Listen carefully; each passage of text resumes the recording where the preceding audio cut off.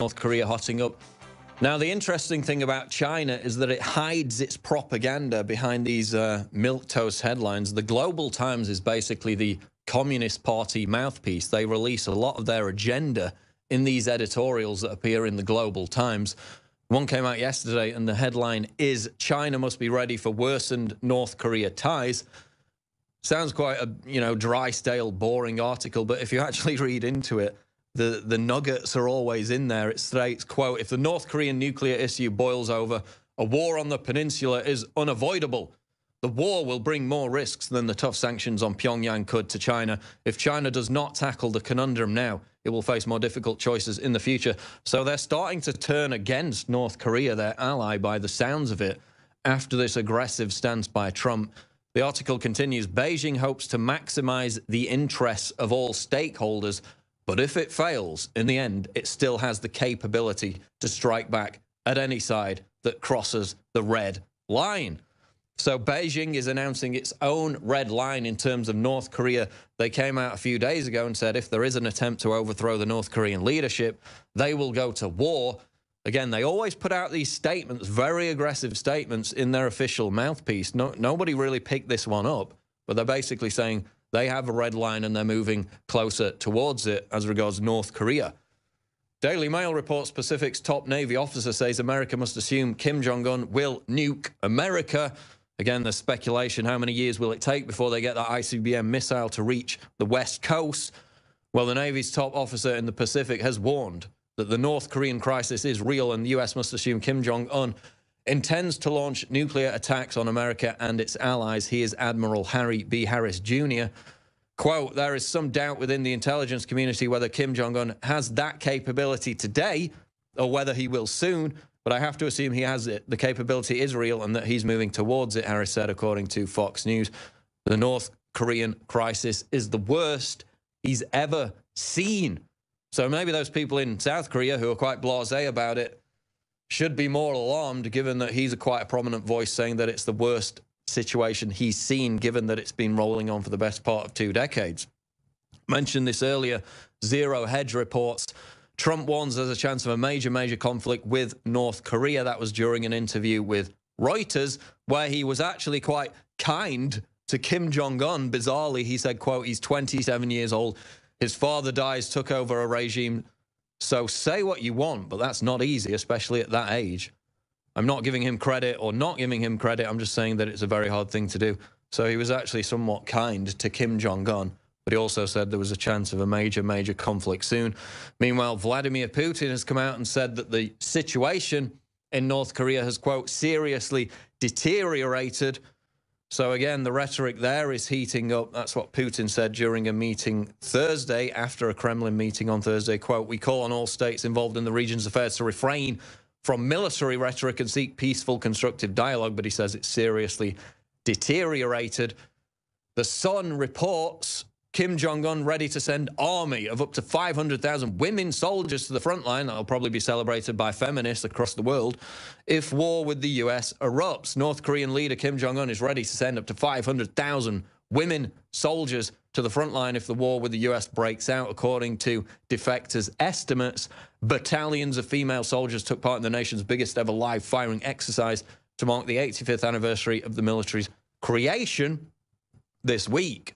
Of course, they keep saying whenever there's an anniversary of the military or of the founder of the country that that is going to mark the 6th nuclear test that will then lead to a U.S. military strike on North Korea. It hasn't happened yet, and that can only be a good thing as we seek to de-escalate these tensions in the region.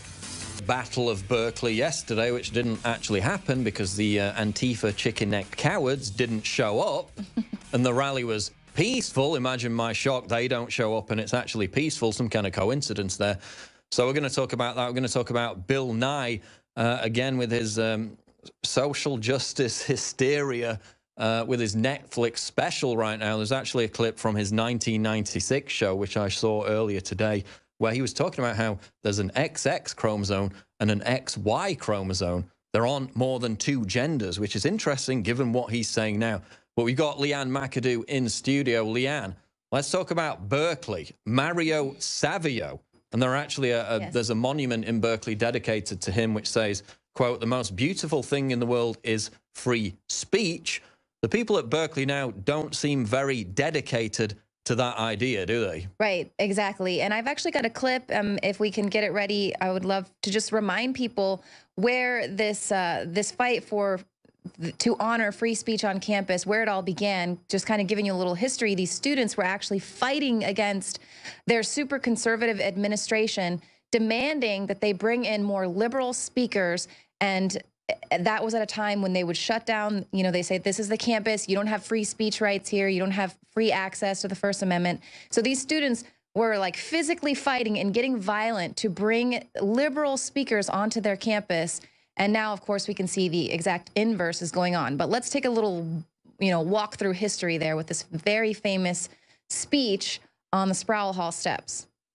And so we can see these are the same sort of activists now who have gone on to become these liberal professors who are still kind of pumping out this, you know, throw yourself against the machine, tell it it won't work if we'll throw ourselves against the levers, and we're not your product, you can't buy us. So very powerful, but it's interesting to see how it's completely now flipped, and that they are using that same power to silence any conservative voices on campus. Well, it's like Bill Maher said, it was the cradle of free speech. Now it's the cradle for crybabies. But we have the perfect antidote, and you're wearing it right now.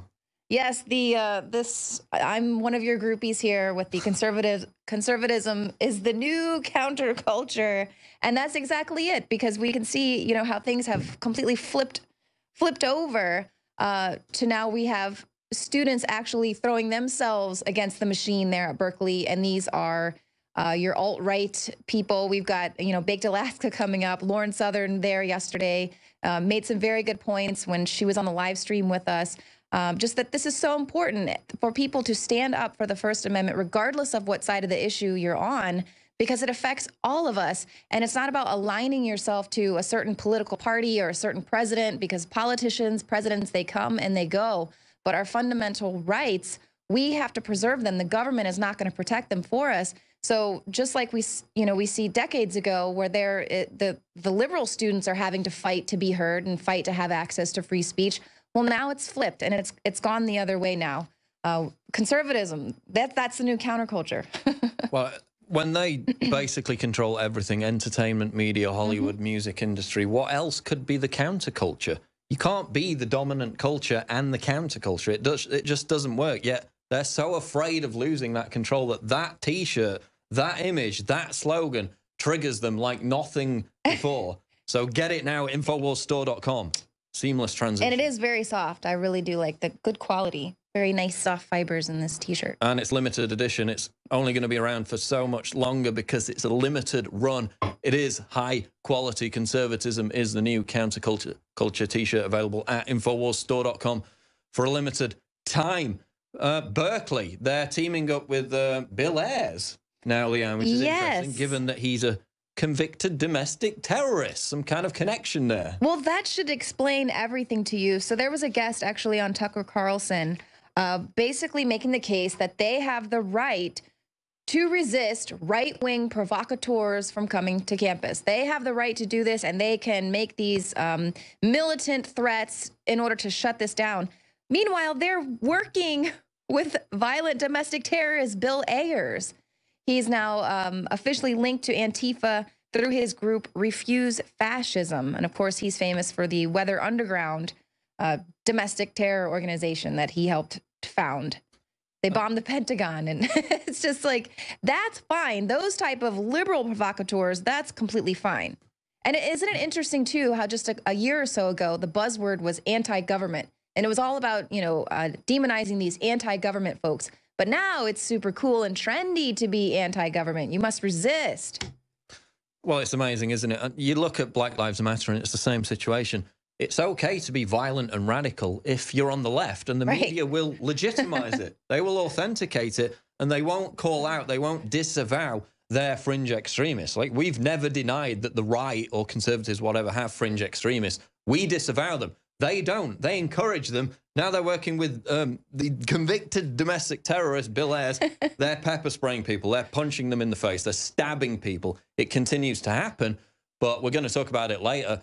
They basically failed to show up yesterday, Leanne, right? We were all here expecting these massive riots, and virtually nothing happened. Right. Well, it appears as if the cops were there in riot gear. They were prepared. They obviously were not given the stand down order. Could it be because there was a lot of speculation regarding the mayor's ties to By Any Means Necessary? You know, he liked this group publicly on his Facebook. What's the deal there? So then it appears as if the police were told, you know what, do what you got to do, try to keep the peace. But it's interesting that we see these little militant arms of these activist groups being allowed to make these militant threats, to threaten GOP marchers, for instance, in Portland, where they were having to cancel that Rose Parade that had gone 67 years they had been in that parade, had to cancel it because of anti-fascist threats that were made. So then they were like, felt really empowered. Like, anyone who says violence doesn't work, or violence, militant threats don't work, well, see how powerful we were and effective we were. We were able to shut down Milo and Coulter, now the Portland Rose Parade. They're going to come target every single event that they possibly can. And the left is going, and the establishment, our representatives are going to coddle them and encourage them, because they have plans to move this country more progressive to the left as far as they possibly can. So they want to tear down the fabric of what this society, of what America was founded on, so that they can rebuild it in a really regressive way. Exactly. And of course, the YAF, this conservative group who basically cucked out and said we can't provide security for Ann Coulter, they need to take some of the blame, because that was easy enough to pull out. They could have crowdfunded it, so they're rightly being criticized. That's why Ann Coulter had to pull out of her speech. Gavin McInnes actually gave her speech in his words, or he read out her speech. We might get to that clip later on. Other news, though, Leanne, you wanted to talk about Bill Nye, right? Yes. Well, and this is something that's interesting as well. Ben Shapiro is trademarking it, the science, because it's the new science of the left. It's this cult, this religion of the left is their science that they've got. So now Bill Nye, you know, it's not enough that he's got his gender spectrum music that he's put out, but now he's also suggesting that in order to save the world from climate change, we might want to punish people in developed countries for having too many children. Even though we're basically having no children at this right. point. It's falling off a cliff. It's a demographic suicide. Right. That's why they're having to import so many people from other countries to help revitalize certain areas, because there's just the birth rate is down in Western countries. And they're basically like, oh, people in Nigeria, they hardly emit any carbon dioxide. Yeah, because they've got no standard of living. They've got no quality of life. They want everybody dragged down to that level, rather than allowing Africa to develop, you know, getting these clean technologies in there. They just want to drag us all down to that level. But of course, the same situation isn't going to be applied to them. They're still going to be in their ivory tower, right? Right. And this is, I mean, and this is what is just so insane. Bill Nye is not a scientist, okay? He's a comedian. Why is he being paraded out to teach us now about the gender spectrum? My Sex Junk is the music video. And then now basically putting this out there, which young people are going to, I know I got really propagated with this when I was in school about how, well, you know, we probably shouldn't have kids, maybe just one, because the planet is reached capacity and we have to save the planet, so don't have children. I mean, what is this globalist agenda here, and why Bill Nye of all people? Who is this guy? It's amazing. Of course, now he says there's a gender spectrum. Back in '96, he came out with a video saying there were only two genders, which is scientific, but now he's no longer scientific, yet he still calls himself the science guy. We'll be back. Alex Jones Show live, InfoWars.